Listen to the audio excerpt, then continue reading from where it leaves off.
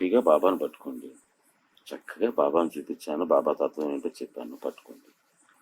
మిమ్మల్ని ఎలా తీసుకుపోగలో నాకు తెలుసు. చక్కగా ఉండండి, మీకేం లోటు రాదు. అది చెప్తాను కదా. నా ఆశీర్వాదం కూడా నేను ఇస్తున్నాను మీకు. ఎందుకు చక్కగా బాబా మీద ఫోకస్ చేయండి. అయితే ఆశీర్వాదం మీరు నాకు ఇవ్వాలి. బాబా బాబా బాబా అంతే, వేరే ఏది ఉండకూడదు మనసులో. లైఫ్ అంతా కూడాను మన మన జీవితంలో బాబా యొక్క సత్సంగం అనేటువంటిది ఒక భాగం కావటం కాదు, ఆయన యొక్క లీలా ప్రబోధానికి మన జీవితం ఒక భాగం కావాలి. అలా ప్రయత్నించండి, బాబా చూసుకుంటాం.